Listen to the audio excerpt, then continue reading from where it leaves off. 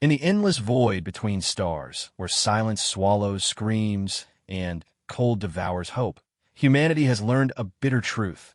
We are alone. Every ship that ventures beyond our solar system carries this knowledge like a poison in their hearts. The galaxy is vast, ancient, and utterly indifferent to our existence. But sometimes in the darkest moments when death seems certain and the universe appears to have forgotten us entirely, we discover that being alone doesn't mean being abandoned. Sometimes compassion transcends species, language, and the very laws that govern civilized worlds. This is the story of Marcus Chun, a human cargo pilot whose routine supply run became a nightmare that would change two species forever. It's about Zwaxtara, an alien widow who broke every law of her people to answer a stranger's dying call. And it's about the moment when two beings from different worlds learn that kindness needs no translation, and that sometimes the most profound connections are forged in the furnace of desperation. What you're about to read challenges everything we thought we knew about our place in the universe. It's a story that proves that even when bleeding alone in the cold dark between worlds, hope can come from the most unexpected source. The warning lights started flashing 3 seconds before Marcus Chen's world exploded into chaos. The cargo hauler Prometheus shuddered violently as something massive slammed into her starboard hull, tearing through reinforced steel like tissue paper. Marcus was thrown against his pilot's seat's restraints so hard that stars exploded across his vision, and when his head cleared, the acrid smell of burning electronics filled the cockpit. "Computer damage report," he gasped, tasting blood from where he'd bitten his tongue. The ship's AI responded with mechanical calm that felt obscene given the circumstances. "Critical hull breach detected. Main engines offline. Life support functioning at 37%. Estimated time until complete system failure: 4 hours, 23 minutes. Marcus stared at the readings scrolling across his cracked display screen. He was 72 light-years from Earth, carrying medical supplies to the frontier colony of New Geneva. This was supposed to be a routine cargo run, the kind he'd done hundreds of times before. Nothing about his flight path should have put him in danger. The hyperspace corridor between Sol and the outer colonies was one of the most heavily traveled routes in human space. But something had gone wrong. Terribly wrong. He pulled up the sensor logs, replaying the last few minutes of normal flight. Everything looked standard until the exact moment of impact. The sensors showed nothing. No asteroid, no debris field, no other ship. Whatever hit him had appeared out of nowhere and vanished just as quickly, leaving the Prometheus crippled and dying in the void. Marcus tried the communications array, but the damage was too extensive. His distress beacon was broadcasting, but at this distance from any major shipping lane, it might be weeks before another human ship passed close enough to detect it. He had hours, not weeks. The next 20 minutes were spent in frantic damage assessment. The impact had torn a gaping hole in the cargo bay, venting most of his supplies into space. The hyperspace drive was completely destroyed, along with the main engines.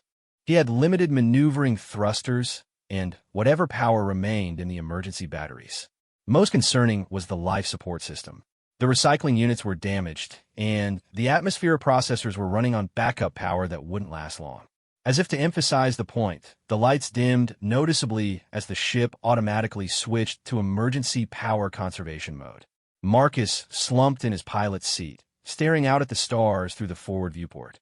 They looked different now, cold and distant in a way they never had before. For 8 years, he'd been flying cargo runs across human space, ferrying supplies and equipment to the growing colonies. He'd always taken pride in being part of humanity's expansion into the galaxy, even if his role was mundane. Now those same stars seemed to mock him with their indifference. He thought about his sister Sarah back on Earth, probably wondering why he hadn't called in his scheduled check-in. She'd always worried about him flying alone in deep space, but he'd assured her that modern ships were safe, that the automated systems would protect him. He'd been wrong about so many things. The temperature in the cockpit was already dropping. Marcus activated the emergency survival protocols, sealing off the damaged sections of the ship and routing what little power remained to life support in the forward compartments. It might buy him a few extra hours, but it wouldn't change the fundamental problem. He was stranded in interstellar space with no way to repair his ship and no realistic hope of rescue. He spent the next hour reviewing every system on the ship, looking for some combination of repairs that might extend his survival time or restore basic propulsion. The more he learned, the more hopeless his situation became. The hyperspace drive wasn't just damaged, it was completely destroyed. Even if he could somehow repair the main engines, he didn't have enough fuel to reach the nearest human outpost. The Prometheus was a cargo hauler, not a long-range explorer. Her fuel reserves were calculated for precise, point-to-point jumps, not extended sublight travel. As the second hour ticked by, Marcus found himself doing something he hadn't done since childhood: praying. He wasn't particularly religious, but facing death in the cold emptiness between stars had a way of focusing the mind on larger questions. He prayed for rescue, for his sister, for the medical supplies that would never reach New Geneva. He prayed that his death would at least be quick. The temperature continued to drop. Marcus put on his emergency survival suit, but he knew it was only delaying the inevitable. The suit's life support was designed for short-term emergencies, not extended survival. He might last 12 hours if he was lucky. That's when the proximity alarm sounded. Marcus jerked upright, staring at the sensor display in disbelief. Something was approaching his ship. Something big. The contact had appeared just at the edge of his damaged sensor's range, and it was moving toward him with purpose. For a moment, hope flared in his chest. Rescue. Someone had detected his distress signal. But as the contact drew closer, Marcus realized that whatever was approaching wasn't human. The sensor profile was unlike anything in his database. The ship was massive, at least 3 times the size of a heavy cruiser, with an angular design that seemed to defy conventional aerospace engineering. Most unsettling was its approach pattern. The ship wasn't responding to his distress beacon or attempting to communicate. It was simply moving toward him in a perfectly straight line, as if it had always known exactly where he was. First contact. The thought hit Marcus like a physical blow. Humanity had been alone in the galaxy for as long as they'd been traveling among the stars.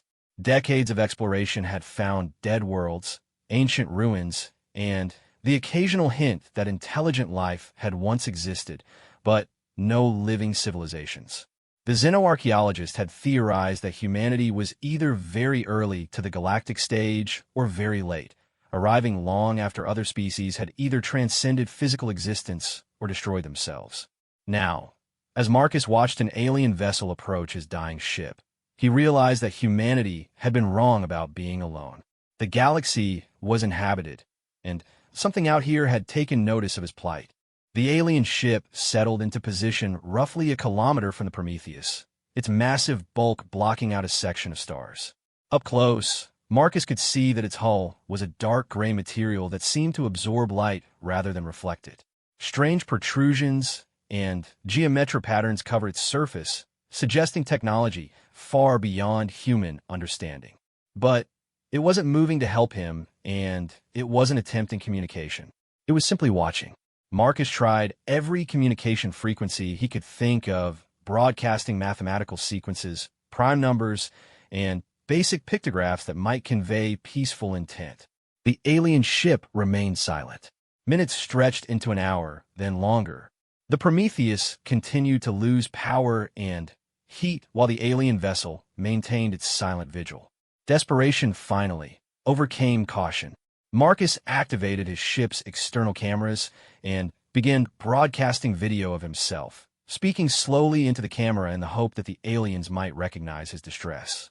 He pointed to the damage visible through the viewport, gestured to the failing life support readings on his displays, and tried to convey through body language that he was dying and needed help. Still nothing. The cold was becoming unbearable despite his survival suit. Ice crystals were forming on the inside of the viewport, and his breath came out in visible puffs.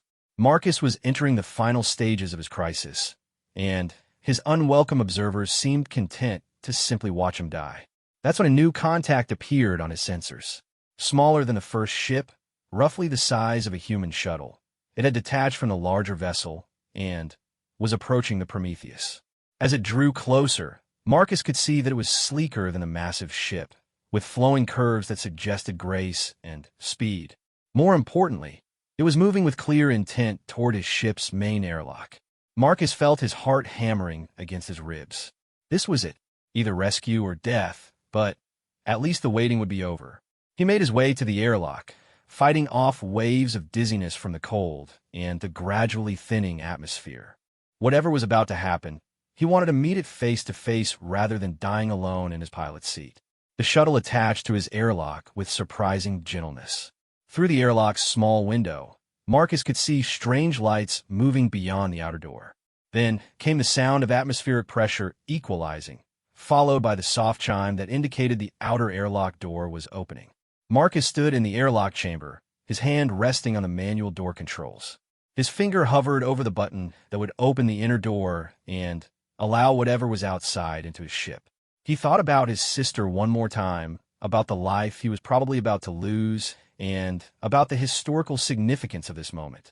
If he was about to become humanity's first casualty of alien contact, at least there would be a record of it. He pressed a button. The inner door slid open with a soft hiss, revealing a figure that defied every expectation Marcus had about what alien life might look like. The being standing in his airlock was humanoid, but clearly not human. Roughly his height, but more slender with elongated limbs and digits. Her skin, for Marcus somehow, since this was a female, was a pale blue-gray color with subtle patterns that seemed to shift in the light. Most striking were her eyes, large and dark with a depth of intelligence that was unmistakably sentient. She wore a form-fitting garment that seemed to be made of the same light-absorbing material as the larger ship. In her hands, she carried what looked like medical equipment, though the devices were unlike anything in Marcus's experience. For a long moment, they simply stared at each other. First contact between two species, and neither seemed to know how to begin. The alien's large eyes studied Marcus with what he thought might be concern, taking in his injured state and the signs of his ship's failure. Then she spoke. The words were completely incomprehensible, a series of melodic tones and subtle harmonics that were nevertheless clearly language. But somehow, impossibly, Marcus understood the meaning beneath the sounds. She was asking if he was injured, if he needed immediate medical attention. Marcus nodded weakly, gesturing to the cut on his forehead and the bruising on his arms from the impact.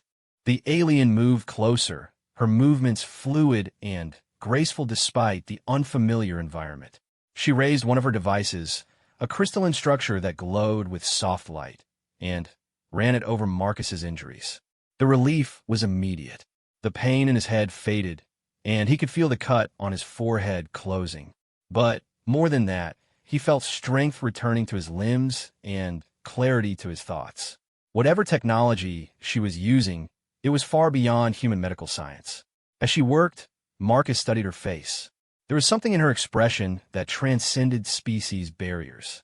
Compassion, determination, and, underneath it all, a deep sadness that spoke of personal loss. This being had chosen to risk contact with an unknown alien to help him, and Marcus had the distinct impression that this decision went against every protocol and law of her people. She finished treating his immediate injuries and stepped back, regarding him with those large, dark eyes. Then, she gestured toward the inner door of the airlock and spoke again. This time, Marcus understood that she was asking permission to enter his ship, to assess the damage, and see what could be done to help him. Marcus stepped aside, welcoming her aboard the Prometheus. As she moved past him, he caught a scent that was alien but not unpleasant, something like ozone and growing things. She examined his ship with the same careful attention she'd given his injuries, running her devices over the damaged systems and studying the readouts with obvious expertise. After several minutes, she turned back to him and spoke at length. The meaning came through despite the language barrier.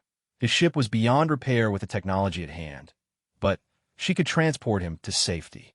However, there would be consequences. Contact between their species was forbidden, and by helping him, she was violating fundamental laws of her civilization. She was asking if he understood and accepted the risks that came with rescue. Marcus looked around his dying ship, feeling the cold seeping deeper into his bones despite her medical treatment.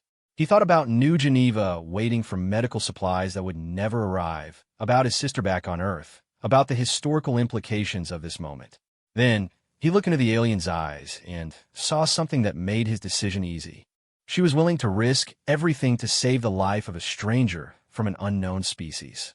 In a universe that had seemed cold and indifferent just hours before, this being was offering him hope and compassion without expecting anything in return.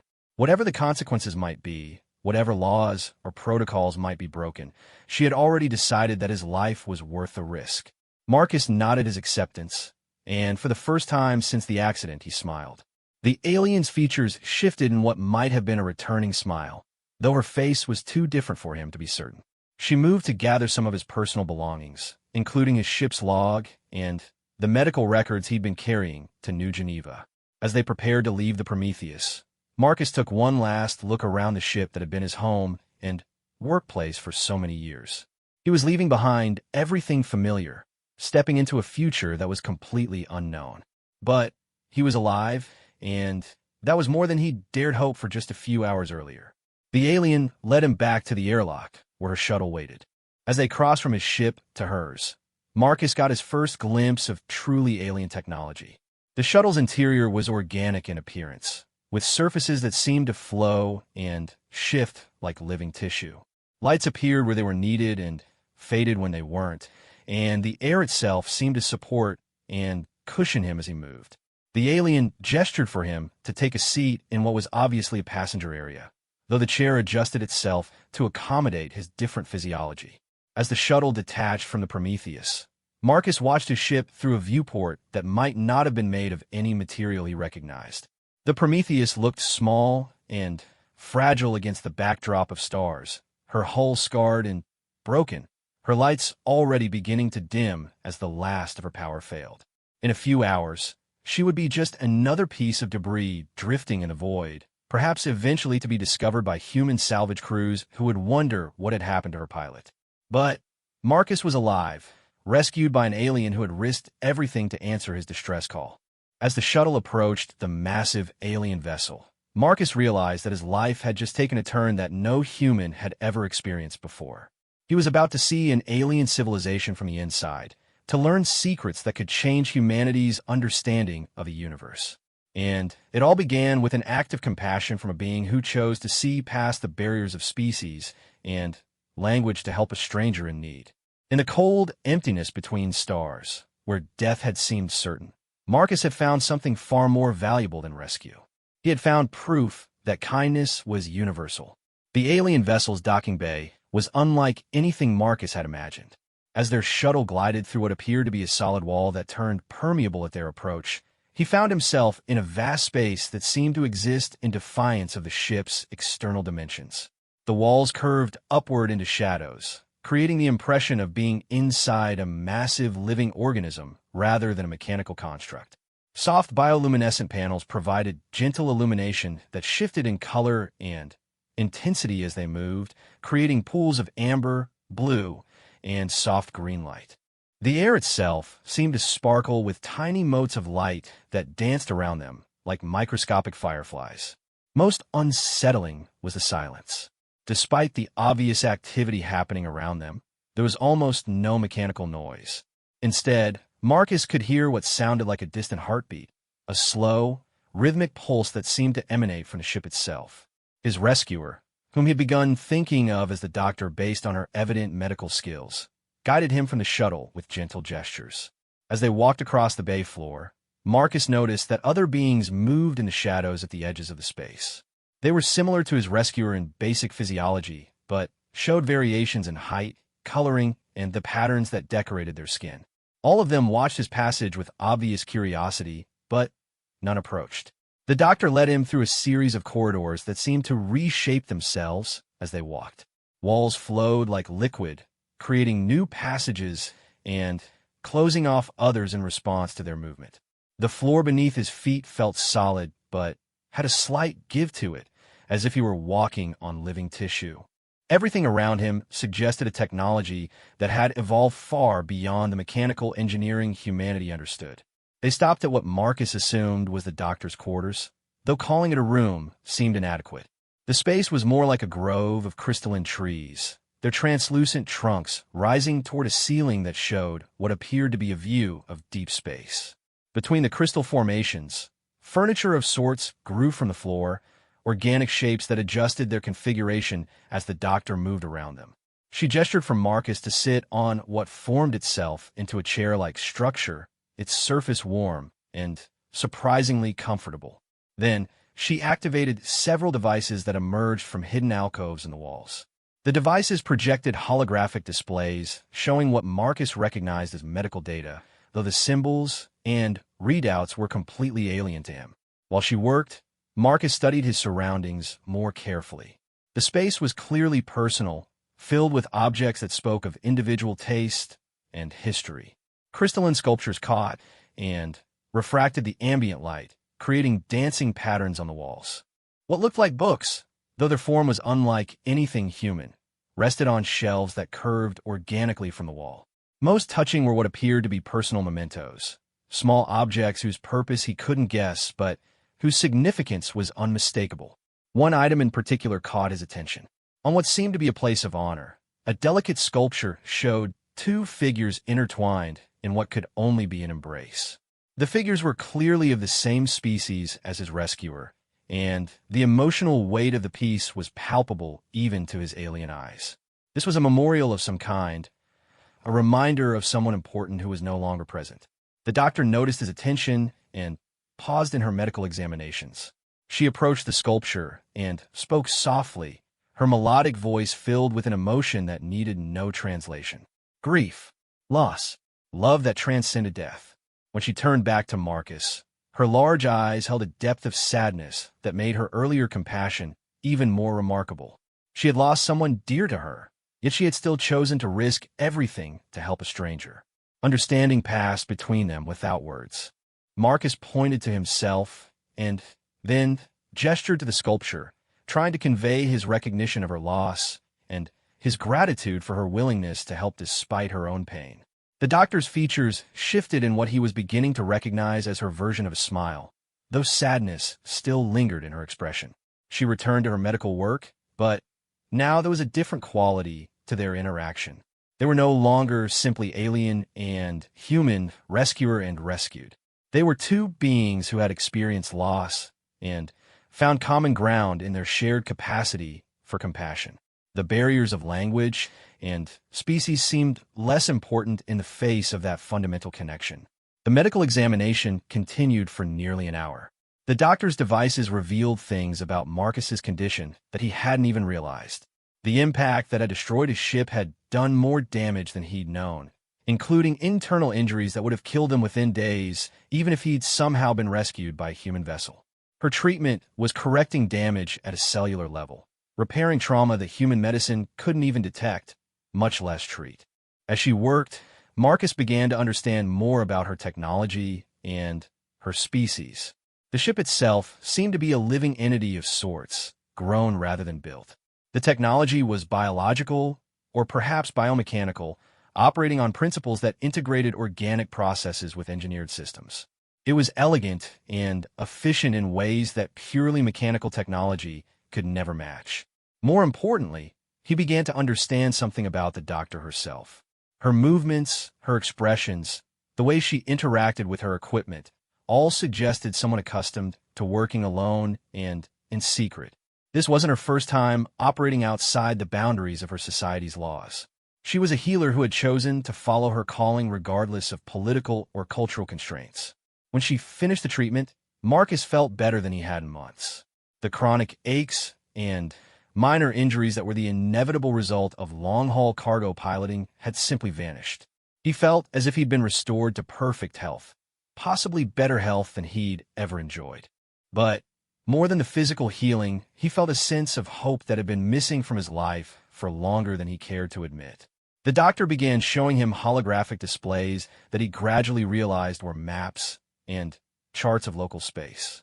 She was explaining something about the political situation in this region of the galaxy, though the details were beyond his current ability to understand her language. What came through clearly was that the situation was complex and dangerous, particularly for someone like her who was violating contact protocols by helping him. She showed him images of her species' civilization, vast cities that seemed to grow like coral reefs from the surfaces of planets, orbital habitats that looked like crystalline flowers blooming in space. The technology was beautiful, organic, and clearly far advanced beyond anything humanity had achieved. But the images also showed military vessels, patrol fleets, and what appeared to be border enforcement systems. The Doctor's people, whom Marcus was beginning to think of as the Zephyrians based on subtle patterns in their speech, were clearly a spacefaring civilization with established territories and laws. Contact with unknown species was apparently forbidden, possibly by treaty or galactic law rather than simple xenophobia. By rescuing him, the Doctor had not just violated her people's regulations, she had potentially created a diplomatic incident. Yet she continued to care for him, to plan for his safety and survival. She showed him recordings of his ship's destruction, captured by her vessel's sensors. The images revealed something that his own damaged instruments had missed. His ship hadn't been hit by debris or suffered a mechanical failure. It had been attacked. The recordings showed sleek vessels emerging from hyperspace, firing on the Prometheus with weapons that disabled rather than destroyed. The attack had been precise, calculated to cripple his ship without killing him immediately. Someone or something had wanted him stranded, but alive, perhaps as bait or for capture. The Doctor's intervention had prevented whatever had been planned for him. This revelation changed everything. Marcus wasn't just a victim of accident or mechanical failure. He was the target of some kind of operation, possibly by a hostile species or faction that the Zephyrians were familiar with. His rescue had been not just an act of compassion, but a tactical intervention that had denied his attackers their prize. The Doctor confirmed his understanding with grave gestures and expressions. She showed him more recordings of the aftermath, how the attacking vessels had returned to search the debris field only to find his ship abandoned and him gone. Their frustration was evident even across species barriers, and their continued presence in the area suggested they hadn't given up on their mission. Marcus was beginning to understand the full scope of what the Doctor had done. She hadn't just saved his life, she had actively opposed whatever operation his attackers had been conducting. Her violation of contact protocols was nothing compared to what might amount to an act of war against hostile forces. She had risked not just her own safety, but potentially her entire civilization's security to help him. As the implications sank in, Marcus felt a weight of responsibility that went far beyond personal gratitude. His presence here, however involuntary, had the potential to create consequences that could affect both their species. But looking at the Doctor's determined expression as she continued planning for his safety, he realized that she had already considered these risks and chosen to accept them. She led him deeper into the ship, through corridors that pulsed with gentle light, and chambers that served purposes he could only guess at.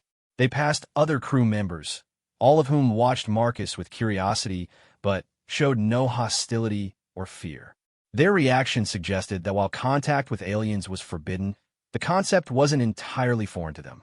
Perhaps the Doctor wasn't the only member of her species who questioned the isolation policies.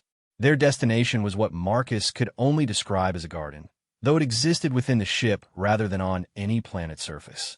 The space was vast, filled with plants that existed in impossible colors and configurations. Trees that seemed to be made of living crystal reached toward a ceiling that showed a perfect view of the stars. Streams of luminescent water flowed between beds of flowers that chimed like wind bells when touched by the gentle breezes that circulated through the space. At the center of the garden stood a structure that was part building, part grown organism. Its walls were translucent and seemed to pulse with the same heartbeat rhythm that pervaded the ship. The Doctor led him inside, into what was clearly a private sanctuary, a place of refuge and contemplation. Here, surrounded by beauty and peace, she finally began to teach him the basics of her language. Using the holographic displays and her medical equipment, she created simple pictures and concepts associating them with words and sounds. Marcus proved to be a quick student, motivated by necessity and fascination with this new form of communication. As the hours passed and his vocabulary grew, their conversations became more complex. She told him her name, or at least a portion of it that his human vocal cords could approximate. Zuwaixtara, which meant something like healer of the lost in her language. She explained that she was a medical officer aboard this vessel, but her true calling was helping those who had been forgotten or abandoned by society. Marcus learned that the Zephyrian civilization was ancient and complex, with strict laws governing contact with developing species. The galaxy was apparently filled with intelligent life at various stages of development, and there were protocols designed to prevent interference that might disrupt natural evolution. Humanity was classified as a developing species, making contact with them strictly forbidden. But Ziwaxthara belonged to a faction within Zephyrian society that questioned these isolation policies. They believed that compassion should transcend political boundaries, that the duty to help those in need was more important than arbitrary regulations. Her rescue of Marcus was not an impulsive act of kindness, but a deliberate statement of her beliefs. The garden sanctuary where they talked had been created by her and others like her, a place where they could plan and prepare for missions that their government would never officially sanction. They were part of an underground network of healers, rescuers, and idealists who believed that their advanced technology came with an obligation to help those who suffered, regardless of species or political considerations. As night fell according to the ship's internal schedule, Ziwaxthara showed Marcus to quarters that had been prepared for him. The space was designed to accommodate human physiology and needs, suggesting that his presence had been anticipated or that Zephyrian technology was remarkably adaptable. The bed formed itself to support his body perfectly, and the atmosphere was adjusted to Earth's normal composition and pressure. Before leaving him to rest, Ziwaxthara activated a device that projected soothing sounds and images designed to help him sleep despite the stress of his situation. But more than that, she expressed concern for his emotional well-being, understanding that being separated from his entire species and thrust into an alien environment was traumatic regardless of how well he was being treated. As Marcus settled into the alien bed, staring up at a ceiling that showed him a view of the stars wheeling slowly past, he reflected on the extraordinary turn his life had taken. Less than 24 hours ago, he had been a simple cargo pilot making a routine run between human colonies. Now he was aboard an alien vessel, rescued by a being who had risked everything to save him, caught up in political complexities that spanned multiple civilizations. But underneath all the fear and uncertainty, Marcus felt something he hadn't experienced in years: purpose. Ziwaxthara had shown him that there were others in the galaxy who shared humanity's values of compassion and justice, even if they were forced to express those values in secret. His rescue hadn't just saved his life, it had connected him to a larger struggle for what was right in a universe that often seemed indifferent to suffering. As sleep finally took him, Marcus dreamed not of Earth or home, but of crystalline cities and gardens that grew among the stars, of a future where the barriers between species might someday fall, and compassion could flourish openly throughout the galaxy. He dreamed of Ziwaxthara's courage and sacrifice, and wondered what he might be able to do to prove worthy of the risks she had taken for him. In the depths of the alien ship, surrounded by technology beyond human understanding, Marcus Chun slept peacefully for the first time in years, knowing that he was no longer bleeding alone in the dark. Marcus woke to the gentle chiming of crystalline wind bells and the soft glow of bioluminescent panels cycling through their dawn sequence. For a moment, he forgot where he was, expecting to see the familiar metal walls of his ship's quarters. Then, memory returned: the attack, the rescue, Ziwaxthara's incredible act of compassion. He was aboard an alien vessel, further from home than any human had ever been. A meal waited for him on a surface that had grown from the floor during his sleep. The food was unlike anything from Earth, but Ziwaxthara's medical scanners had apparently analyzed his dietary needs perfectly. The flavors were exotic, but pleasant, and he could feel the nutrition being absorbed by his body with unusual efficiency. Even their food was more advanced than anything humanity had developed. Ziwaxthara arrived as he finished eating, her expression more serious than it had been the previous day. She carried with her a device that projected three-dimensional maps and data streams, and Marcus could see the tension in her movements. Something had changed during the sleep cycle, something that worried her. Through their developing shared vocabulary and the universal language of gesture and expression, she explained the situation. The hostile vessels that had attacked his ship were still active in the region, and they had been joined by others. More concerning, they were using technology that the Zephyrians didn't recognize, weapons and sensors that suggested a level of advancement that rivaled or possibly exceeded their own. The attackers weren't just pirates or raiders. They were part of something larger, more organized, and far more dangerous than anyone had initially realized. HFY showed him recordings captured by long-range sensors. Fleets of sleek, dark ships moving through space in perfect formation, their hulls absorbing radiation in ways that made them nearly invisible to conventional detection methods. But most alarming was their apparent knowledge of Zephyrian patrol patterns and communication protocols. The attacking forces were avoiding detection with an efficiency that suggested inside knowledge of Zephyrian military operations. Someone was feeding them information, possibly someone high within the Zephyrian command structure itself. Marcus watched the recordings with growing unease. His cargo run to New Geneva hadn't been randomly selected for attack. These beings had known his route, his cargo manifest, possibly even his personal history. They had wanted him specifically, not just any human pilot. The question was why. The HFY activated another display, this one showing Marcus's ship logs and the medical data she had compiled during his treatment. As she worked through the information, a pattern began to emerge that chilled him to the bone. The medical supplies he had been carrying weren't just standard pharmaceuticals. Hidden among the routine medications and equipment were samples of experimental treatments, prototypes of medical technology that represented the cutting edge of human biomedical research. The colony of New Geneva wasn't just a frontier settlement. It was a research station conducting experiments in genetic therapy and biological enhancement that pushed the boundaries of human medical science.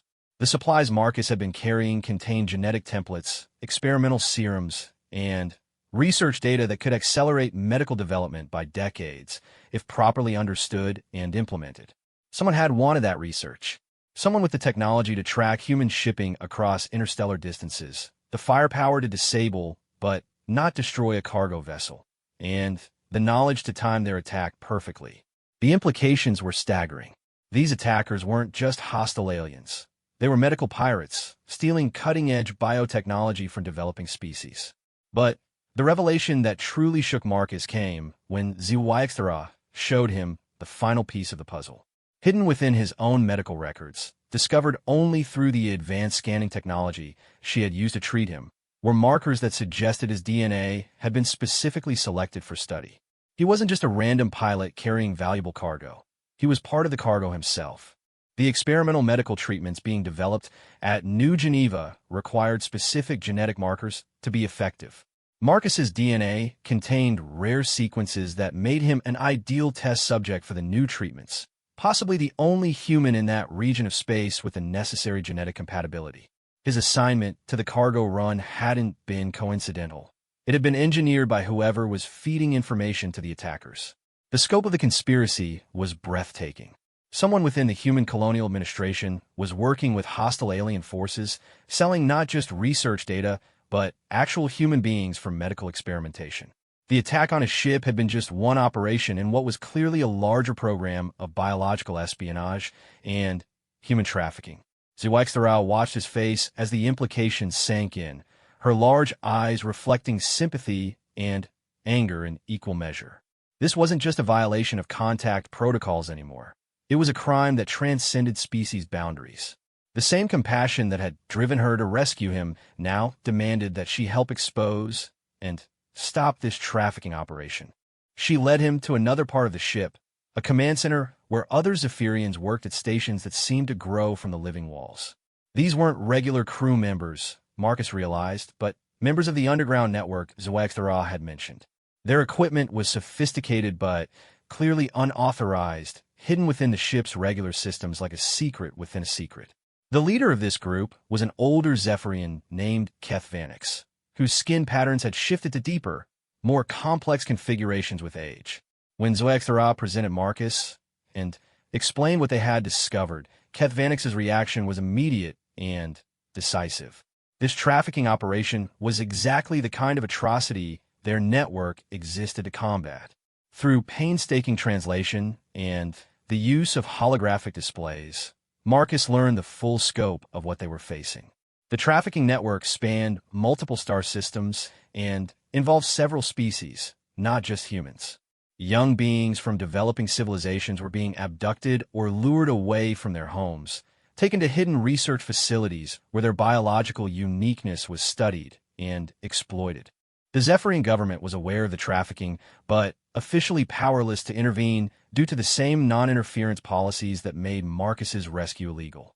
The criminals were careful to operate in the spaces between civilizations, in regions where no single species claimed jurisdiction. They exploited the very laws designed to protect developing species, using them as cover for their operations. Keth Vanix's network represented an unofficial response to this crisis. Zephyrians who believed that their advanced capabilities came with an obligation to protect those who couldn't protect themselves. They operated in secret, conducting rescue operations and gathering intelligence on the trafficking networks, always careful to avoid official attention that might shut them down. Marcus's rescue had provided them with something they had never had before, a victim who was also a witness, someone who could provide intelligence from the inside of a trafficking operation. His ship's logs, combined with what he could remember about his assignment to the cargo run, gave him new insights into how the criminals identified and selected their targets. But more than that, Marcus represented an opportunity. As a human with direct experience of the trafficking operation, he could serve as a liaison between Keth Vanix's network and human authorities. If they could establish communication with the right people in human space, they might be able to coordinate a joint operation to shut down the trafficking network permanently. The next several hours were spent in intensive planning sessions. Keth Vanix's team had been tracking the trafficking operation for months, mapping their patrol routes and identifying their hidden bases. They had located what appeared to be a major processing facility in a dead system between human and Zephyrian space, a place where victims were taken for initial processing before being distributed to research facilities throughout the galaxy. The facility was heavily defended and completely off the official navigation charts, hidden in the shadow of a brown dwarf star where sensor interference made detection difficult. Rescue operations would be extremely dangerous, requiring precise coordination and significant firepower. But intelligence suggested that hundreds of beings from dozens of species were being held there, including several humans who had disappeared under mysterious circumstances. Marcus found himself at the center of a rescue operation that would have been impossible without his unique position as a human who had gained the trust of the Zephyrian underground. He could provide intelligence on human technology and tactics that would help the rescue teams operate effectively in the facility. More importantly, he could help coordinate with any human authorities who might be willing to assist in the operation. But first, they needed to determine who within the human colonial administration could be trusted. The conspiracy that had led to Marcus's attack clearly involved people in positions of authority, possibly including senior officials in the Colonial Transport Commission. Contacting the wrong people could compromise the entire operation and endanger the lives of everyone they were trying to save. HFY suggested a solution that was as elegant as it was risky. Her medical sensors had recorded detailed information about Marcus's physiology and DNA, data that could be used to create a perfect biological disguise. With Zephyrian biotechnology, they could temporarily alter his appearance enough to allow him to return to human space unrecognized, where he could investigate the conspiracy and make contact with trustworthy authorities. The transformation process was unlike anything Marcus could have imagined. Zephyrian medical technology worked at the cellular level, temporarily altering his physical characteristics while leaving his fundamental genetic structure unchanged. His hair darkened, his facial features shifted subtly, and his overall appearance changed enough that even close friends would need a second look to recognize him. More remarkably, the process included neurological enhancements that temporarily boosted his cognitive abilities. He found his memory sharper, his analytical skills enhanced, and his ability to process complex information dramatically improved. The Zephyrians had essentially turned him into a super soldier specifically designed for intelligence, gathering, and covert operations. As the transformation completed, Marcus looked at himself in a mirror made from polished crystal and saw a stranger looking back. But Beneath the altered features, his eyes held the same determination that had sustained him through the attack on his ship. He was no longer just a victim of the trafficking operation. He was an active participant in the fight against it. Keth Vanix provided him with a small ship, one of Zephyrian manufacture, but disguised to appear as salvaged human technology.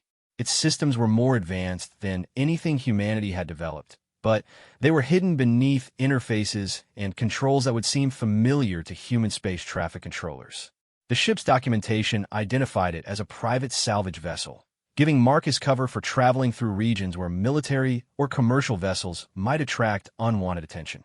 Before he departed, HFY gave him a communication device that would allow him to maintain contact with the network regardless of the distance involved. The device was small enough to be implanted beneath his skin, where it would be undetectable by human scanning technology, but would allow him to send and receive messages across interstellar distances. Their farewell was difficult despite the language barriers that still existed between them.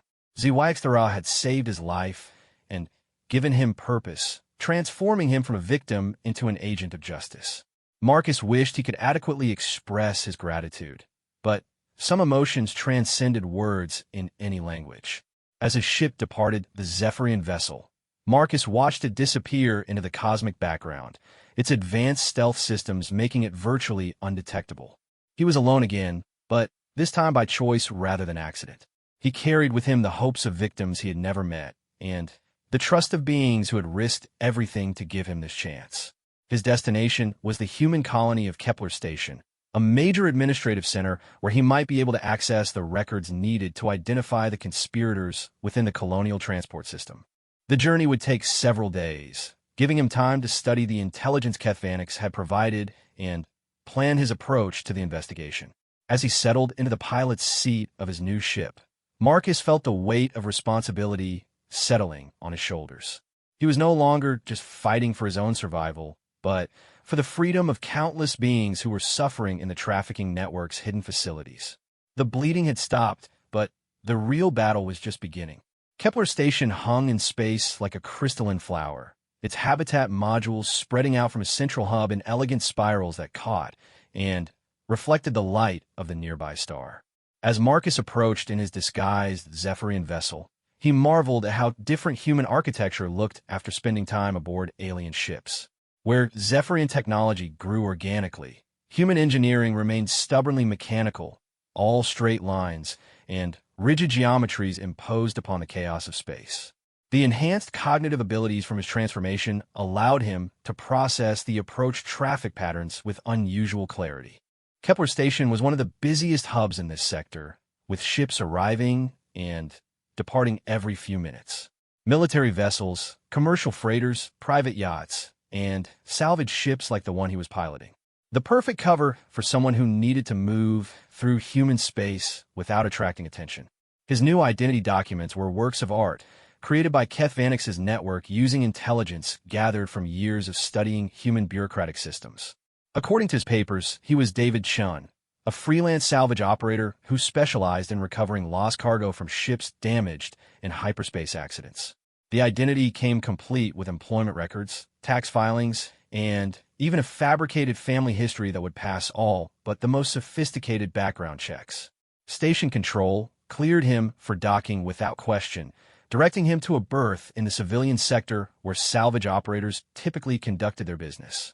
As his ship settled into the docking clamps, Marcus activated the security protocols HFY had built into the vessel. To anyone scanning the ship, it would appear to be exactly what his documentation claimed: a jury-rigged salvage vessel cobbled together from parts of different manufacturers. The transition from ship to station gave him his first culture shock since leaving Zephyrian space. After days surrounded by organic architecture and bioluminescent lighting, the harsh fluorescence and metal corridors of Kepler Station felt oppressive. The air recycling systems filled the corridors with a sterile, chemical smell that his enhanced senses found almost overwhelming. But more than the physical differences, it was the emotional atmosphere that struck him. The people moving through the station corridors seemed tense, hurried, focused on their individual concerns without any sense of the larger community. Where Zephyrian spaces had felt alive and nurturing, Kepler Station felt like a machine designed to process people rather than shelter them. Marcus found himself wondering if this was how humans had always seemed to him, or if his time with HFY had changed his perspective on his own species. His first stop was the station's administrative sector, where colonial transport records were maintained. Getting access to the information he needed would require careful planning and significant skill, but his enhanced abilities gave him advantages no normal human investigator could match. He could process vast amounts of data in minutes, spot patterns that would take others hours to identify, and maintain focus for extended periods without fatigue. The cover story he had prepared was simple but effective. As a salvage operator, he had legitimate reasons to access shipping records and cargo manifests. He claimed to be investigating several recent accidents involving cargo vessels, looking for patterns that might indicate profitable salvage opportunities. Station bureaucrats were accustomed to such requests and saw nothing suspicious in his inquiries. What Marcus found in the records confirmed his worst fears about the scope of the conspiracy. Over the past 2 years, there have been dozens of incidents involving cargo vessels carrying medical supplies, research materials, or personnel with specific genetic markers. The ships had suffered various forms of mechanical failure or navigation errors that left them stranded in remote regions of space, often just long enough for rescue operations to arrive. But the pattern became truly sinister when Marcus cross-referenced the incident reports with personnel records from the Colonial Transport Administration. Every single incident had been processed by the same small group of officials, despite the fact that such incidents should have been randomly distributed among the various departments responsible for different sectors of space. The leader of this group was Administrator Elena Vasquez, a senior official in the Colonial Transport Commission who had built her career on efficiency and attention to detail. Her personnel file painted a picture of a dedicated civil servant who had never shown any signs of corruption or criminal behavior. But the enhanced pattern recognition abilities from Marcus's transformation allowed him to see what investigators had missed. Vasquez's financial records showed a series of investments in biotechnology companies that had begun performing suspiciously well shortly after the incidents in her jurisdiction. More telling were the timing patterns of her communications traffic. Her personal messages to off-station contacts spiked dramatically in the days before each incident, then dropped to normal levels afterward. She wasn't just involved in the conspiracy, she was one of its key coordinators. But Vasquez wasn't working alone. The investigation revealed a network of officials, corporate executives, and private contractors who had been carefully positioned throughout the colonial administration over a period of years. The trafficking operation hadn't emerged spontaneously. It had been planned and implemented with the patience and precision of a military campaign. Most disturbing was the discovery that several of the missing personnel were children and teenagers whose genetic profiles made them valuable for specific types of medical research. The operation wasn't just targeting random humans. It was specifically harvesting young people whose unique biology could advance illegal medical experiments. Marcus thought of Zegstara's compassion and felt sick at the contrast with his own species' willingness to exploit its most vulnerable members. The breakthrough came when Marcus managed to access Vasquez's encrypted personal communications. The Zephyrian technology in his equipment was far more advanced than anything the conspirators were using to protect their data. What he found in those files was a complete picture of the trafficking network's operations, including the location of processing facilities and the identities of the alien species running the operation. The aliens weren't unknown to the Zephyrians. They called themselves the Harvester Collective, a group of species that had rejected the galactic community's ethical standards in favor of biological experimentation and genetic exploitation. They had been exiled from civilized space generations ago, but had continued their work in the dark regions between established territories. The collective's technology was impressive, but stolen, cobbled together from the achievements of dozens of species they had victimized over the centuries. They specialized in biological warfare and genetic manipulation, using their advanced medical knowledge to create weapons and treatments that they sold to the highest bidder. The human trafficking operation was just their latest venture into profitable criminality. What made them particularly dangerous was their willingness to work with corrupt officials from legitimate governments. Rather than conducting raids or open piracy, They preferred to arrange accidents and disappearances that wouldn't trigger military responses. They had successfully operated in this manner for decades, always staying one step ahead of law enforcement by working through local collaborators. Marcus spent 3 days compiling evidence and building a complete picture of the conspiracy. His enhanced cognitive abilities allowed him to work with minimal sleep, processing vast amounts of data and identifying connections that would have taken a team of normal investigators weeks to uncover. By the time he was finished, he had documented evidence that could expose the entire operation and lead to arrests throughout the colonial administration. But evidence was only useful if it reached the right people, and the conspiracy's reach into the colonial government made it difficult to know who could be trusted. Marcus needed to find law enforcement officials who were completely outside the compromise chain of command, people who had the authority to act on his information without alerting the conspirators. The answer came from an unexpected source. While reviewing personnel records, Marcus discovered that Kepler Station security chief, Commander Sarah Liu, had been asking questions about the same incidents he was investigating. Her inquiries had been subtle and unofficial, suggesting that she had noticed the patterns but lacked the evidence to act. More importantly, her background check revealed that she had no connections to the Colonial Transport Administration and had actually been transferred to Kepler Station specifically because her previous supervisor considered her too inflexible about regulations. Marcus arranged a meeting with Commander Liu through a carefully crafted approach that would allow him to gauge her trustworthiness before revealing the full scope of what he had discovered. He presented himself as a salvage operator who had stumbled across evidence of corruption while investigating accident patterns, offering to share his findings in exchange for protection from potential retaliation. Liu's response convinced Marcus that he had found a right person. She was immediately suspicious of his cover story, demonstrating the same pattern recognition abilities that had led her to notice the suspicious accident patterns. But when Marcus provided her with samples of the evidence he had compiled, her reaction was professional and decisive. She understood the implications immediately and began planning for a coordinated response. The next phase of the operation required delicate timing. Commander Liu used her authority to quietly assemble a team of investigators she trusted completely, people who had no connections to the compromised officials. Meanwhile, Marcus used his Zephyrian communication device to contact Keth Vanix's network, coordinating the timing of their rescue operations with the arrests that would take place in human space. The plan was elegant in its simplicity. The arrests would begin simultaneously across multiple colonies, targeting the human conspirators while Zephyrian forces moved against the Harvester Collective's processing facilities.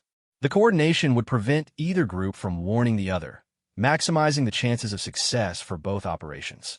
But as the operation approached, Marcus received disturbing news from Keth Vanix. Their surveillance of the main processing facility had detected increased activity, with multiple ships arriving and departing on an accelerated schedule. Intelligence suggested that the collective had become aware that their operation was compromised and were moving to evacuate their most valuable research subjects and equipment. The timing of the coordinated strikes became critical.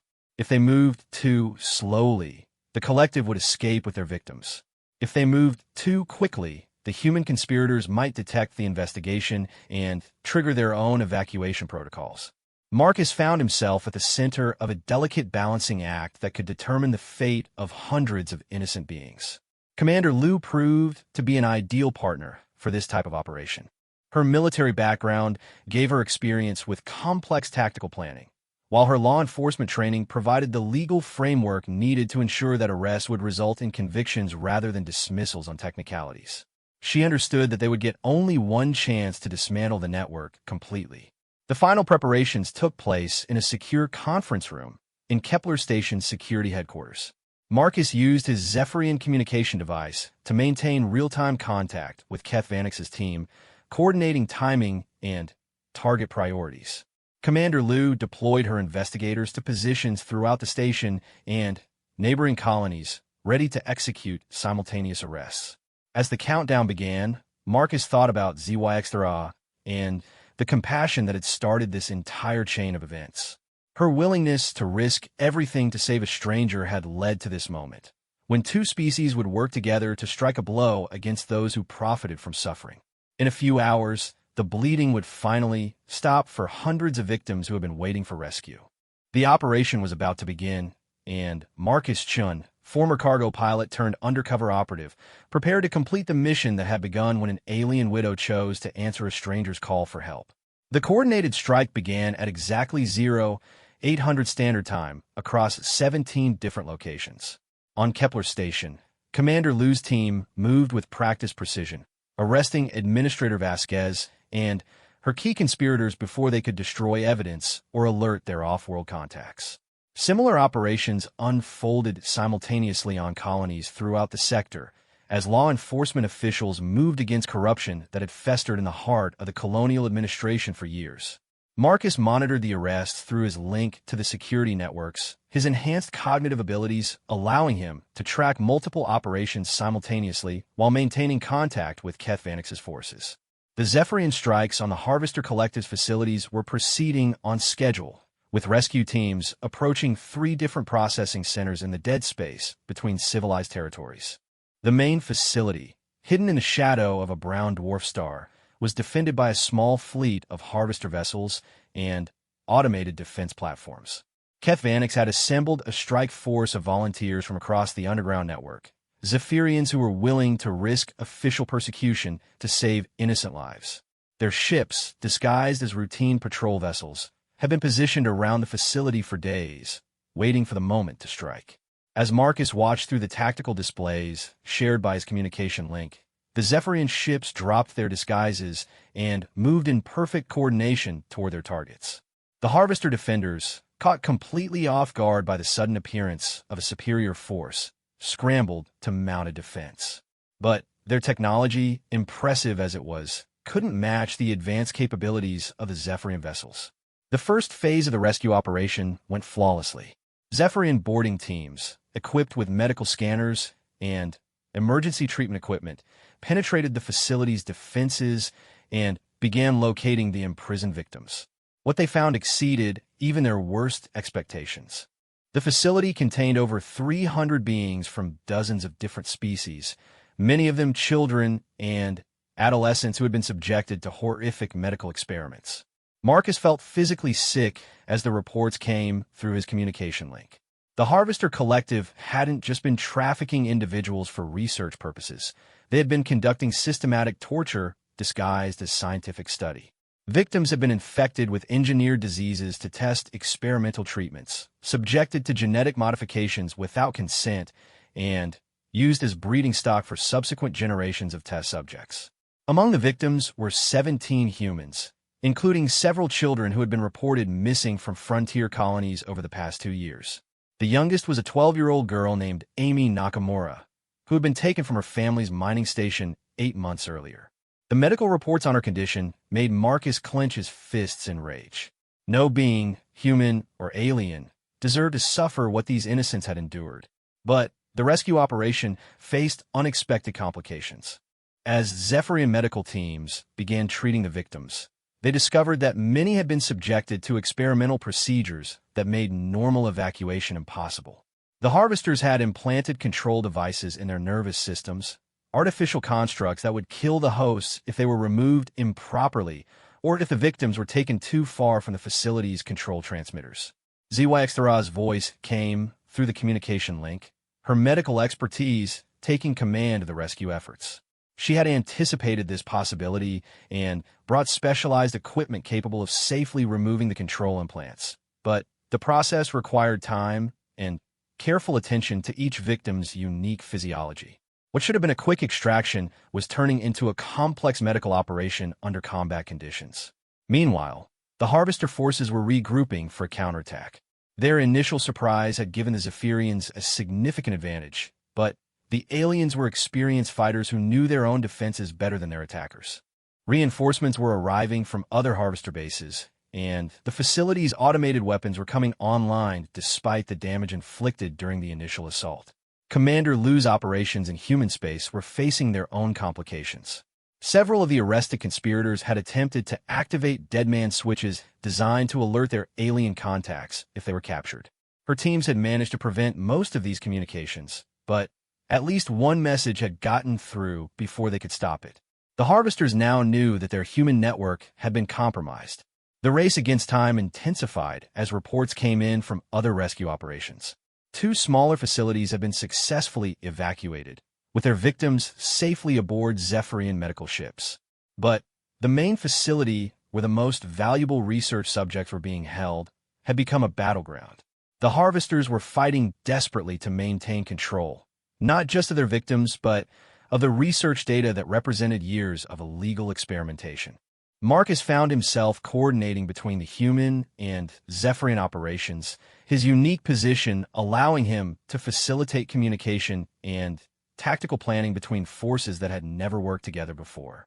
His enhanced abilities proved invaluable in processing the complex flow of information and identifying opportunities for the rescue teams to exploit. The breakthrough came when analysis of the captured human communications revealed the location of the facility's central control center. The Harvester command structure was more centralized than the Zephyrians had realized, with all of their victim control systems running through a single heavily defended location deep within the facility. If that center could be captured intact, all of the implanted control devices could be safely deactivated simultaneously. Keth Vanix made the decision to commit his reserves to a direct assault on the control center, despite the risks involved. It was a desperate gamble, but the alternative was watching hundreds of victims die from the trauma of improper implant removal. He personally led the assault team, using his decades of experience in underground operations to guide them through the facility's maze-like interior. The battle for the control center was vicious but brief. Harvester guards, fighting with the desperation of beings who knew they faced execution if captured, made the Zephyrians pay for every meter of corridor. But superior technology and tactical coordination eventually prevailed.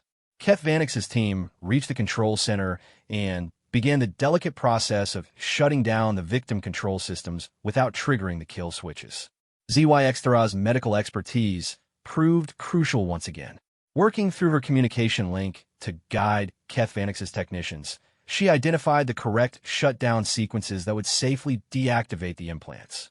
One by one, the control signals ceased, freeing the victims from the electronic chains that had bound them to their tormentors. The moment of liberation was unlike anything Marcus had ever witnessed. Through the video feeds from the rescue teams, he watched as hundreds of beings who had been reduced to experimental subjects suddenly remembered that they were people with names, families, and hopes for the future. The youngest victims, many of whom had been in captivity for years, looked around in wonder as if seeing the world clearly for the first time.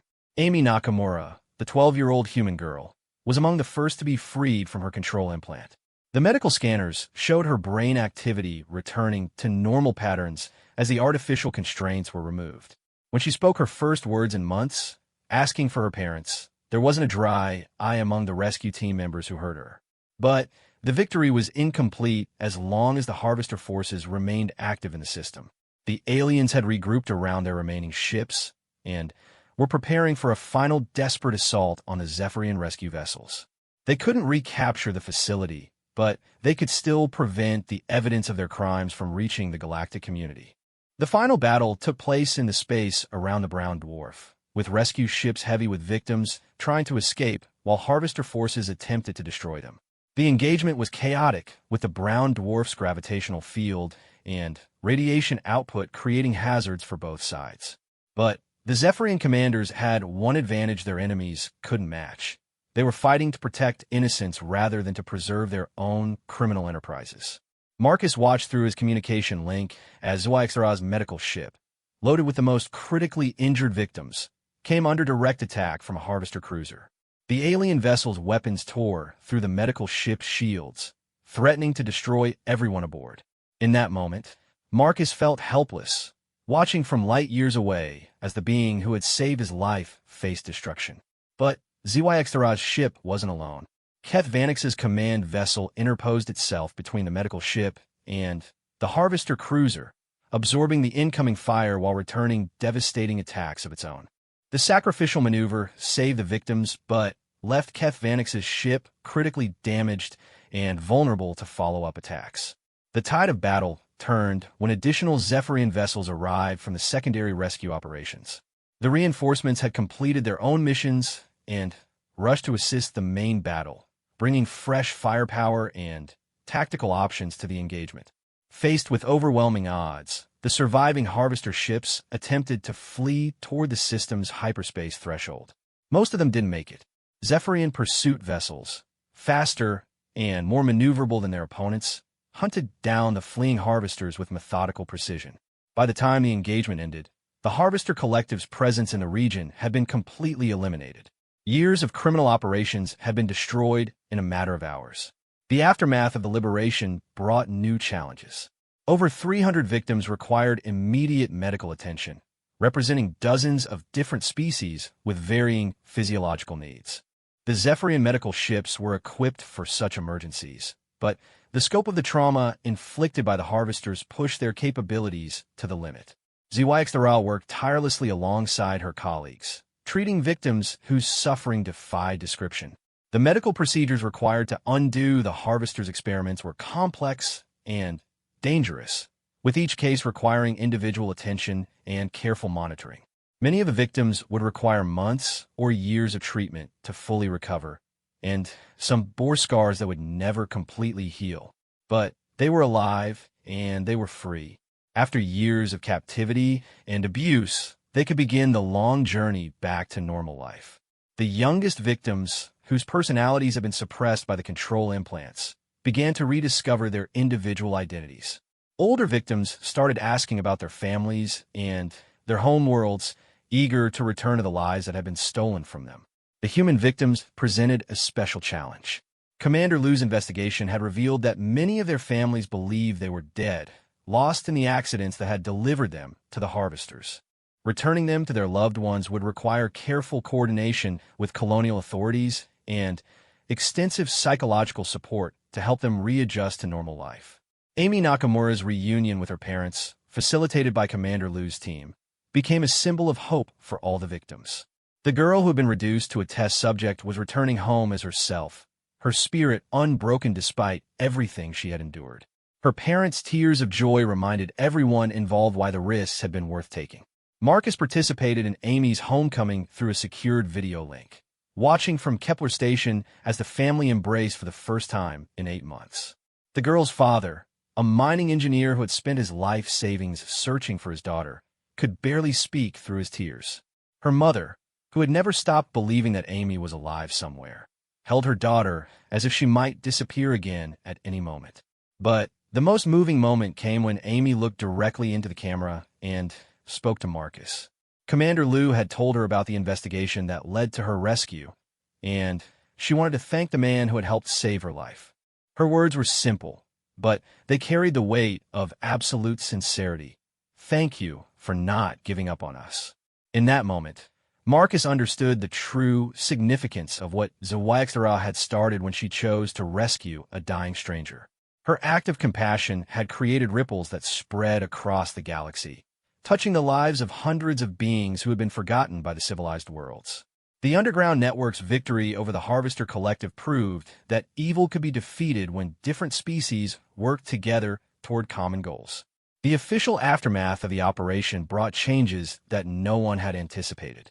The evidence gathered by Marcus and Commander Liu's team led to a complete restructuring of colonial transport security, with new oversight mechanisms designed to prevent future infiltration by criminal organizations.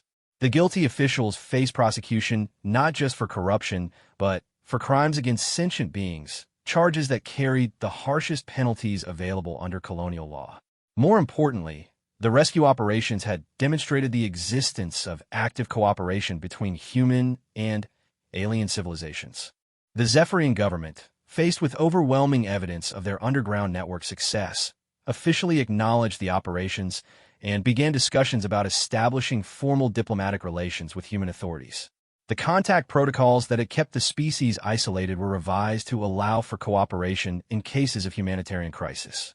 The galaxy was beginning to recognize that compassion transcended species boundaries and that shared values could bridge the gaps between different civilizations.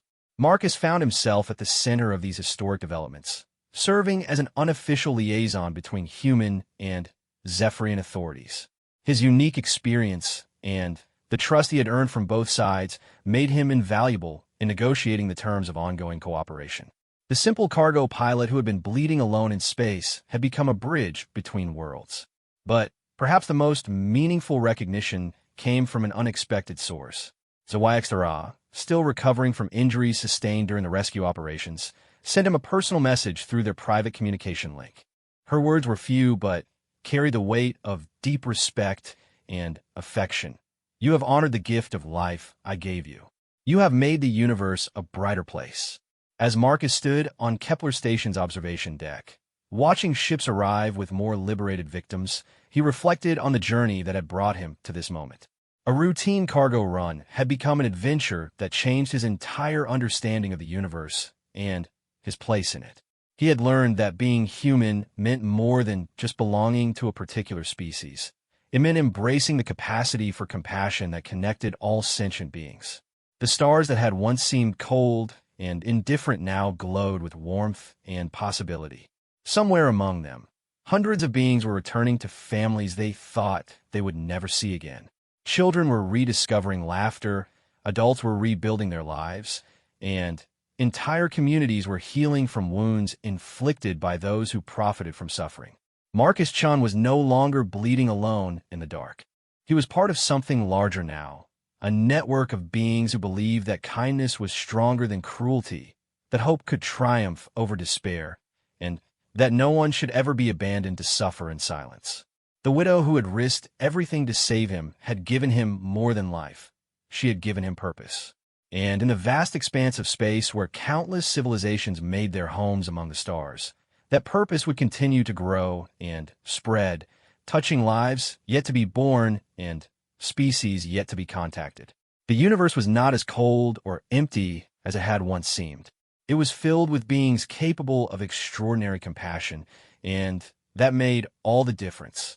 The bleeding had stopped, the healing had begun, and somewhere in the space between worlds, hope continued to travel at the speed of light, carrying the promise that no one who called for help would ever have to suffer alone again.